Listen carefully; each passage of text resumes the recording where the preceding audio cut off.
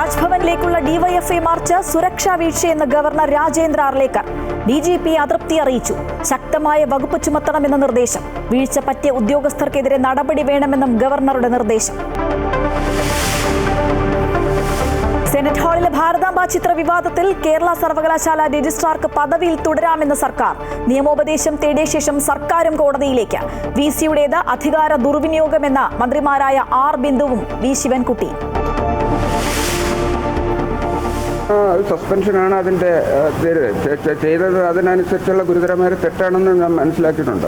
അത് തെറ്റ് ചെയ്തയാൾക്ക് ശിക്ഷ കിട്ടും. അതിന് നമുക്കതിനകത്ത് വിഷമമില്ല. അത് നമ്മൾ പ്രതീക്ഷിക്കുന്നു.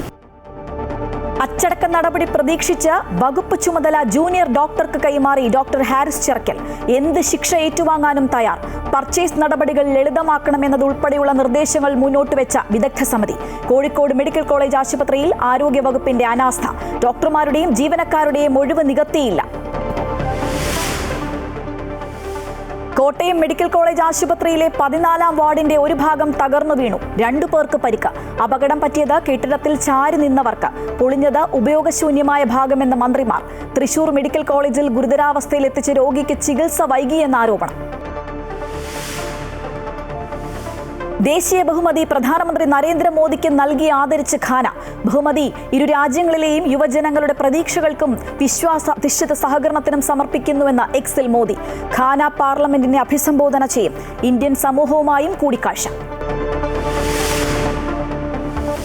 ഇംഗ്ലണ്ടിനെതിരായ 2-ാം ടെസ്റ്റിൽ മികച്ച സ്കോറിനായി ഇന്ത്യ. 1-ാം ദിനം കളി നിർത്തുമ്പോൾ 5 വിക്കറ്റിന് 310 റൺസ്. ശുഭ്മാൻ ഗില്ലിന് സെഞ്ചുറി.